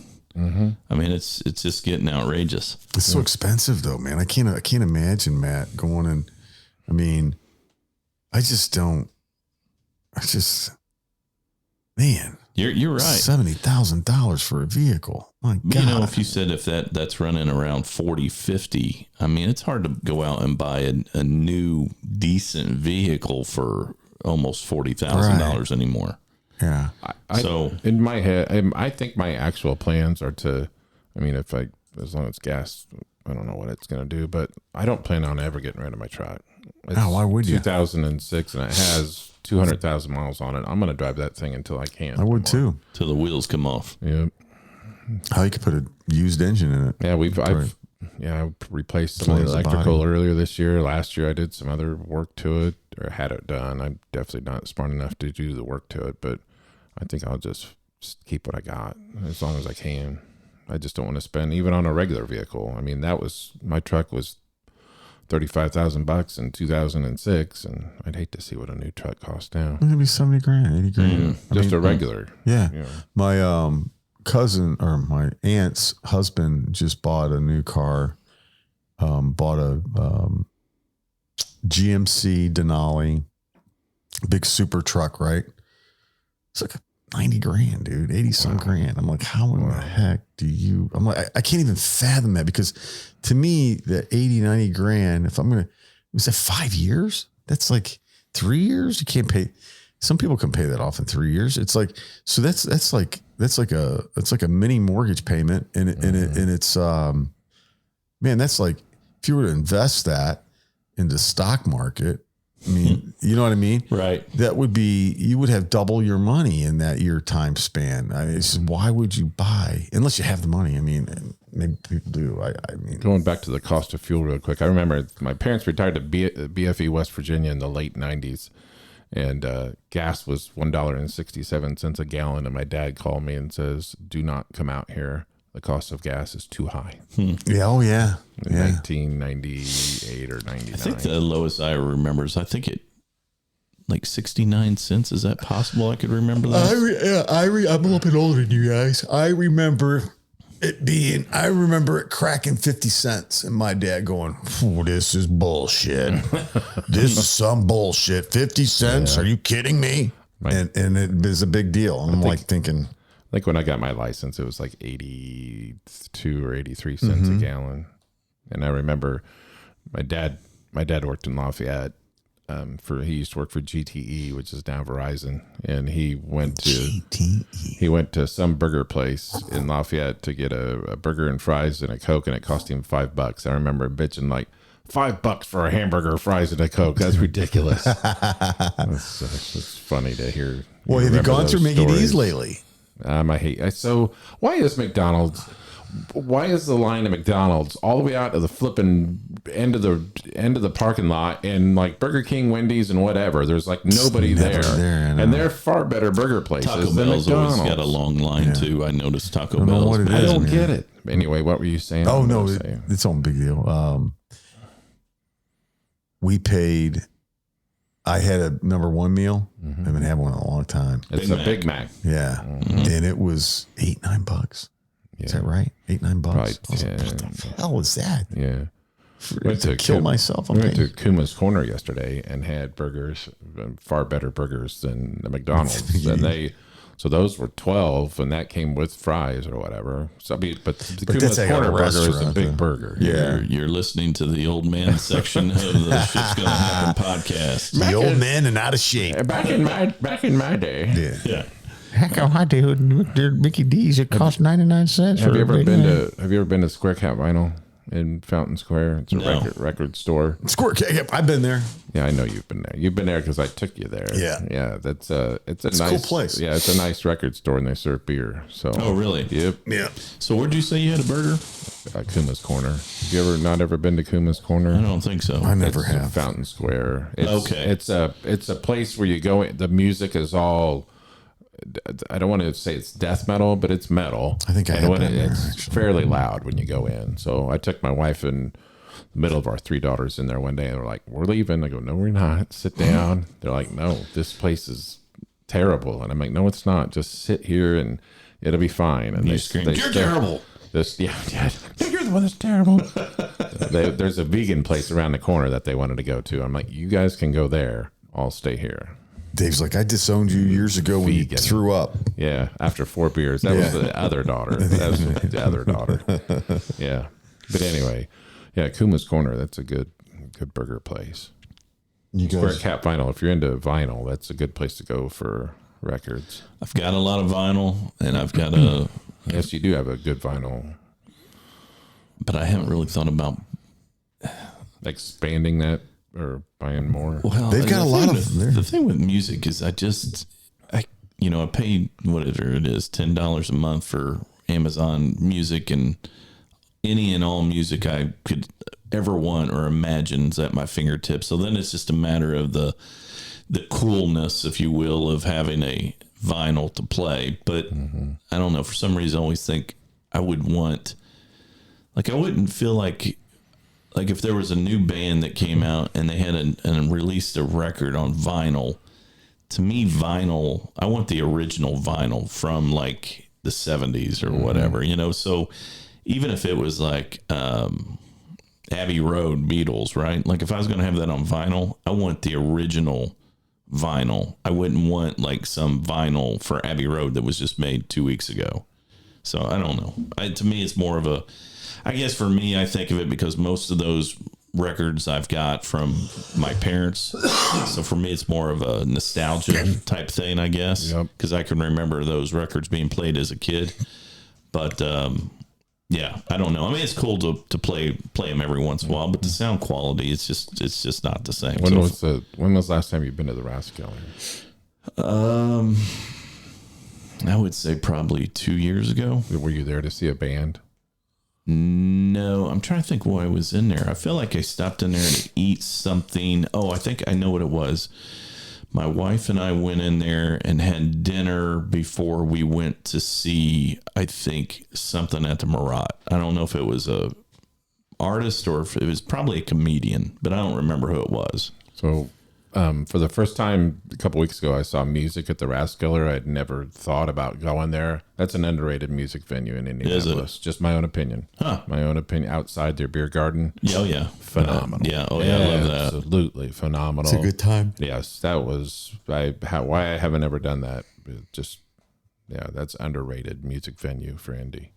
Yeah, it's a cool place. You guys ready for random thoughts? Let's do it. Let's do it. Boom, boom, boom. Hey, David B, hit us. We're going to do some random thoughts on this. I only got one, since Matty Ice is always, I try to incorporate a little music every time that Matty Ice is here. Dave Matthews coming up right in a couple weeks. Are you going? Yeah, absolutely. So it's next Friday the 24th and Saturday the 25th. Oh, I thought it was 4th of July weekend is when that was. I think Jack Johnson's coming on the 3rd. Are you doing that, Tony? Dave Matthews? We have decided that the man, Dave Matthews, is in our future. Are you going this year though? Or Yeah, and I hope he plays this song right here. Ants marching. Yeah. Yeah, we are. We're going Friday night? So it's this. It's not this Friday. It's next, right? Oh, wait. I'm sorry. It is this Friday. Yeah. Is it I this lost Friday? track, so yeah. Holy shit. Yeah, it's this Friday. It's the 24th and 25th. So Does that I'm losing weigh- track of time, but yeah, it's this. Does that weigh in on next Saturday then, or no? No, for the show? Probably not. I don't think so. No. Yeah, Okay. I went to this- You, I went to you don't want to call me because I will. I will not be tortured. I'll not be in good shape Saturday morning, and I will not be in good shape. Yeah, so you're Sunday going morning. both I nights. did go to a concert recently that I was thoroughly impressed with. Here we go. I did want to lead into this, but go right ahead. So, This do is it one right. of those you're like, no, go now, please. So we had Loverboy, Oh yeah. Styx, and REO. Nice. And Styx has still got it, baby. I couldn't believe it, man. Well, They who still was- got Who it. played when? Who was? Loverboy first, Okay. Styx is second. I left during the REO. I went back to the car. I'm like, I'm not gonna. It was raining out. I'm like, I'm not gonna sit through this shit. I Nothing think against that, REO, but Loverboy, Styx blew in him. my opinion, is way underrated. yeah. I like Loverboy. There's some I can't remember the songs off the top of my head, but I know they've got Oh, I probably could have they're stumped probably you. got about 3 or 4 Oh, my that goodness. are really good. Yeah. Next time, Matty Ice, you and I go out to kind of stump one another at music, we need to bring this one with us because he's now getting a little bit of a big head because he can pull one out of his ass every now and again. It is you ought to see the look on his face when he finally gets one. He's all like, Gets up on the he scored table. a game-winning Just stands up on the bar. Oh, it's hilarious. Matty Ice, the man of trivia. What year did Elvis Presley? How old was he when he died? How old was he when he died? Was he 42? How the hell did you know that? Everybody gets that I wrong. bow down. Matty Ice nailed it. Just feel like I knew that was like 77, 76, Yes. somewhere. Yeah. else. Like Look at the nobody look knows on, that. Look at the look on Tony's face. Like how nobody else knows you that. know How old did you think he was? Well, would've- I thought he was 46. I thought he was mid-60s, actually. Yeah. 'Cause I didn't really follow him. Tim. Well, I don't remember what Tim said. Tim's probably like, 67, who's Elvis yeah. Presley? Tim said 67. He's still alive, isn't he? I thought he was, just based off his looks alone, I thought he would have been in his 60s. Well, I think if you look at like pictures of like people in like the 60s and you look at like their face and you're like, how old was that guy? And they're like, he was like 37. You're like, Jesus Christ, man. He looked like he was like, people just lived harder. Yeah. I think so. The smoking and the drinking and the hard labor that they had to do. I just think that they, my God. I do need a little bit of advice. I am going to go to Nashville, Tennessee coming up here in a couple weeks. And have you guys been, and do you have a good spot to maybe see music or no? That's not country. Well,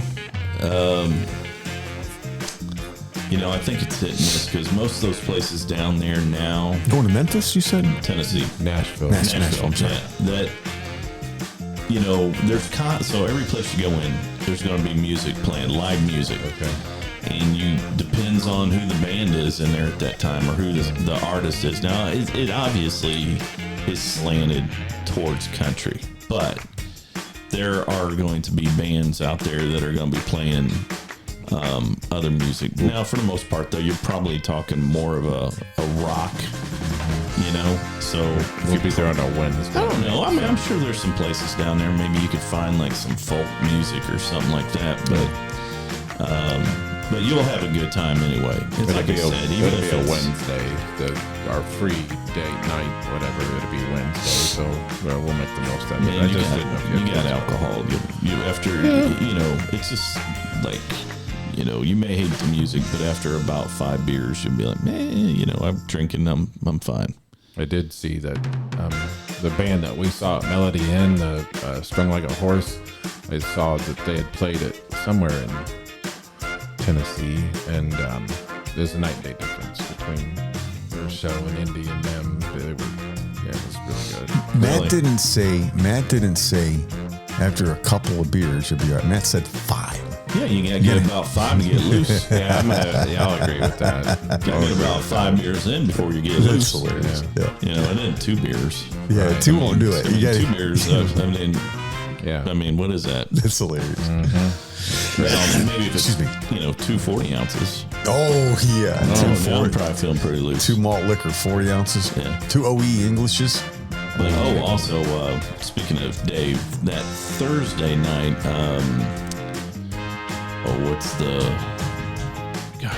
Murphy's. There's a ton of Murphy bars, but there's a Murphy's at the corner of Oleo and 116th Street. and it's on the northwest corner. It's basically where that new Kroger is, but it's in that little strip right in front of that Kroger. There's Murphy's, and the guy that owns that's a big Dave Matthews Band fan. And if you walk in there, he's got some pictures of Dave on his wall. Well, they're doing a Thursday kind of as a pre-party. I don't know what time it's starting, but it's all Dave. Like, they're going to be playing Dave music in there, and then at some point they're actually going to have a guy come in there and do live music that's doing nothing but Dave covers. Oh, wow. So you going with you and your wife, or how? Yeah, it's me and my wife and her sister and her boyfriend, and then her brother and his wife. So it'll probably be 6 of us. Wow, that sounds like a good time. Oh yeah, and we always have a good time, and hopefully this time I don't run into some Greek Orthodox that poisons me. Oh yeah, that was a great story, man. That just was bad. I don't black out, and somehow I blacked out. Now I'm gonna try. This is gonna be a blackout-free weekend. Matt went to the Dave Matthews concert, met some Greek Orthodox people that had some alcohol they were drinking. Yeah. And it was a tough night, right? Yeah, or you didn't really remember. They had to spiked it. I don't know what they spiked it with, but I literally blacked out during the concert. What would you have done if you'd have woke up and you were at the Loverboy concert? Well, as long as I wasn't the Loverboy, I would have thought, well, when did they come on stage? Yeah. Who the hell is this? Oh, that's funny. But luckily, my wife was able to find me as I was a zombie walking around. Checking cell phone towers. Just like, I don't even know where I'm at yet. What are you doing? I don't know. I'm just walking aimlessly around here. What's it to you, bitch? Jesus. When's Loverboy coming on? Yeah. Is it Loverboy? We didn't come here to see Loverboy. Yeah, so it was either a mini stroke, abducted by aliens, or it was spiked. I don't know which it was, but I was incoherent and out of commission for about an hour.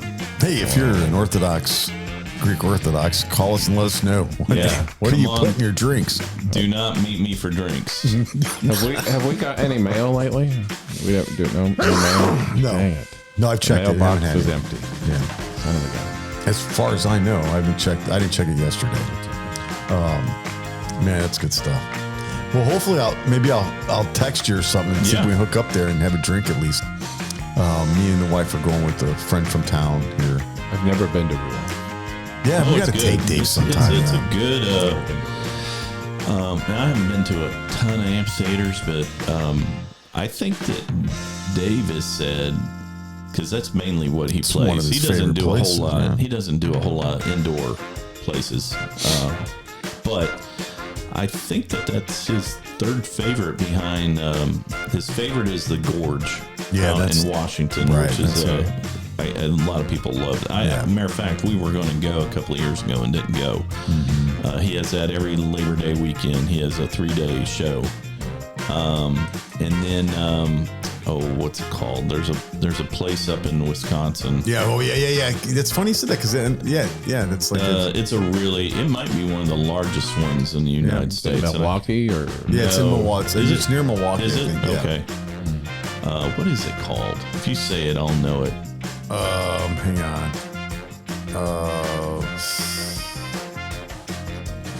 Wisconsin. Amphitheater, Wisconsin. You're listening to the Ship's Gonna Happen. Yeah, it's exciting stuff here. Troy. It's in East Troy. I can't remember what it's got a name, but Elkhorn? Yeah, Alpine Valley. That's what it is. Alpine. Oh my God, I know. I used to go to Alpine Valley in Wisconsin. Yeah, Alpine Valley. It's just like Ruoff.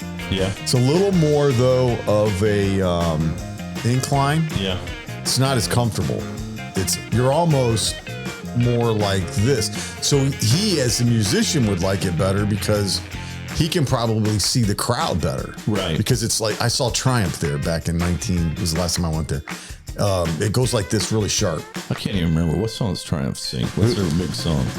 Triumph was a hot band. Oh, can I get you on this? I could get him on this. Yeah, because I don't know that I would have got it. Now remember, you're typing so he can see it. So. That's all right. Triumph. Let's lay it on the line. Is that what it is? Lay it on the line. Let's Yeah, hear that's it. I it. hope this is the last show that we have Triumph and Loverboy mentioned in the same show. Oh, I'm just man. messing with you. Yeah, you would have definitely got me on Triumph. Both from Canada. Yeah, which is odd. It's Canadians. Tricky. They got in a fight with somebody during the believe it or not, one of the big super band things out in California in like the 80s or whatever. Triumph was like #1 band at the concert that everybody liked, and like Carlos Santana was there, and all these people were there. People were more impressed with. I'm not a big Triumph fan. I'm just saying, shockingly, we're impressed with Triumph. But you went all the way up to Alpine Valley to see them. Went there to see them, and I'm trying to remember who was with. The girls really liked Triumph for some reason. Girls were in the Triumph, Well, look Def at that Leppard. hair. Yeah, look at that hair. Oh yeah, Yeah. yeah. So, yeah. but I have a story for you about that. Okay. So when we went to, last time I went, it wasn't the Triumph concert. I'm trying to remember what other concert it was. Went there, my car broke down. So have you been to Alpine Valley a few times? Oh, numerous. Yeah. Okay, Yeah, okay. it was probably about, And is it near Milwaukee? it's in between. It'd be more close. It's more closer to the Illinois border. Yeah. Here, I'll pull it up here. But my vehicle had broke down, and God, that sucked. Alpine Valley Music Center. What year was this, Tony? Man, this would be in like in the 84, maybe 83 when I first started driving. It broke down, overheated, and got stuck there. So they call Alpine Valley now East Troy. Yep. East Troy. That sucks. I like Alpine Valley name better. No, I mean East Troy I think is the city it's in. Okay. Yeah, so here it is. But it's still called Alpine Valley is, it's not, it's just over the border really, right? Yeah, it So looks like it. what I was thinking about with Milwaukee has a Milwaukee Fest. Yeah. And I was thinking maybe that's what he played in. It's called Summerfest. Summerfest? Technically, yeah. They changed it from that to I that. thought maybe you're right. Because Chicago's used to be Chicago Fest, then they changed it to Taste of Chicago. But I think the Alpine Valley is larger than Rudolph, right? I believe it is. Yeah. I think it's one of the larger ones. Yeah. But I think Rudolph is one of the larger ones, but Dave likes playing there. I mean, it's on his tour. I think he's got probably about 5 or 6 places he does 2 shows, and Indianapolis is one of them. Okay. Yeah, he doesn't do a lot of those. I'm trying to A lot of them are just one night deals. Maybe I was just hammered that night and thought it was steeper than it was. It happens to the best of us. It happens to the best of us. I did think I was walking up a hill on the beach during spring break, and I wasn't. Where were you walking? On a straight line back to the house. And I said the next day, hey, were we walking up a hill last night? My legs kind of hurt. And they're like, no. Jesus, old man. They're like, you were a little having a good time. I thought there was more of an incline than that. I think there is. If I remember right. Sometimes you can't tell from the This is pictures. so Live Nation. Yeah, see, I thought that this went up. I don't know how much bigger it would be than it's the pavilion's probably nicer. But here's what I say about Ruoff. Dave, probably best for him to perform there. But Ruoff, think about well, let me pull it up. How many people can be at Rudolph? I was thinking it was like 16,000. I could be wrong on that, but it's hard to say because when you've got most of it's grass, how many people can you really fit in that, right? It's kind of like the infield at the 24,000. Oh, Ruoff's 24. Okay. Yeah. Wow. Yeah, that's pretty big. I mean, that's more than you would get into like Conseco. So do you? Or is it called Conseco? What is it now? The field, field Game house Bridge. is. Game Bridge. Yeah, and see, we're calling it Deer. Well, it should be Deer Creek. I don't. Everything just keeps changing its name. 37,000 in Alpine. So that's 12,000 more. Is that right? 13,000 more. A third bigger. Yeah. And I think that might be the biggest one. Let's see what the gorge seats.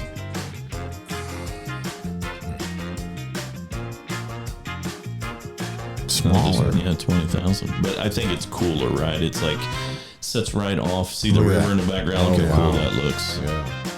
I think it's a Columbia River. Yeah, it would be. Setting off the back. Right I heard there. the acoustical's really good too. The acoustical. Now that looks like you're definitely sitting on an incline. Look at those people up there. Yep. So yeah, that's probably a blast. So we went to Red Rocks, and Red Rocks is kind of like that. Yeah. Red Rocks is another one that's obviously real popular. I would like to get out to all of these actually. I still like the little music venues to go into, and it's good. Yeah, I like the smaller music venues, like for sure. But you know, who was it just recently?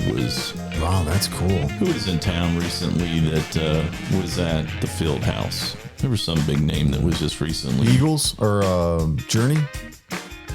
Maybe it was Eagles. There were Eagles before, and then Journey was there. Yeah. See, that I cannot stand going into a really large arena type music type thing. I really do not. I never liked it, and I think the sounding for them can be bad. Yeah. In the stadium Absolutely. atmosphere, they don't like it so much. It's probably like Dave. Yeah. Being not that all bands are musical, obviously, but they're pretty musically inclined as a band as a whole, playing a lot of instruments. You can't get the same sound, I think, in a stadium. It's like Pearl Jam. Pearl Jam hasn't been, I think, to Deer Creek since 2010. We're big Pearl Jam fans, but they haven't been anywhere close. But it seems like for the last few years, well, number one, they do a lot of overseas stuff, like in Europe. They're in Europe a lot, and I think South America. And but when they are in the States, they're typically playing not necessarily huge, but it seems like they're always inside. It makes sense. That's how. Yeah, there's bands like that. I don't know. Maybe they just prefer being inside. I don't know, but I wish they'd come back. Yeah, I know. I used to be a big Pearl Jam fan. I got invited a couple years ago. I got invited to go to Europe to see Pearl Jam, but the invite was kind of last minute. I'm like, really? Make it. Yep. Wow. I wish I would have went. A lot of those. Where was it at in Europe? I don't remember. I want to say, I don't remember. I was a little surprised by the invite, and then I'm like, when? He's like, in 3 weeks. I'm like, was he a big Pearl Jam fan? Oh yeah. He's my buddy that shows up to see Bella's Bartok with me in West Virginia. So, wow. Anyway. Nice. Yeah, definitely. Yeah. That's all I got. You got anything, Matt? G, you want to add? I don't really have anything. I don't have anything else. We've been going for a while. Pretty good, man. Appreciate it, fellas. Happy Father's Day, David Boyles. And happy Juneteenth weekend. Happy Father's Day to the both of you guys. Yep. So, yeah. Happy Father's Day, Matt. I appreciate it, guys. Same to you. We lost a legend in the industry, Hall of Famer. Alex Rowan passed away. Oh, really? Yeah. I didn't hear that. Yeah, he passed away. His celebration of life is today. It's today. Yeah. So what was, how old was he? He wasn't that old, was he? 67. Yeah, Was he 67? Yeah. Was it out of the blue, or was there some... He's been battling cancer for a while. Oh, okay. 7 years. Yeah, cancer battle. Okay. Put a hell of a fight up. Was he retired? From Probably, YRC, yeah. No, I mean, he was. Wasn't he doing something with... He was co-owner of TF Logistics. Yes. Yep. Okay. So, yeah. Wow. So, yeah, very young, he was my first roadway rep and was my roadway rep for the longest amount of time I'd ever had a rep for consecutive years, and a hell of a man. I always, at Christmas or right after Thanksgiving, I'd text him, I check on him and see how he was doing. He goes, let's get together before the holidays and have drinks, and here it is, Juneteenth, and now he's gone. So I didn't, Good man, He'd could be up- missed. Yeah, very God good bless guy. him, and condolences to his family. Yeah, good family. Yeah, Alex Rono's a hell of a dude. Yeah. Hell of a dude. You're listening to The Ship's Gonna Happen. We are out. Have a good weekend, everybody. Stay safe next week. Ship's Gonna Happen podcast is out.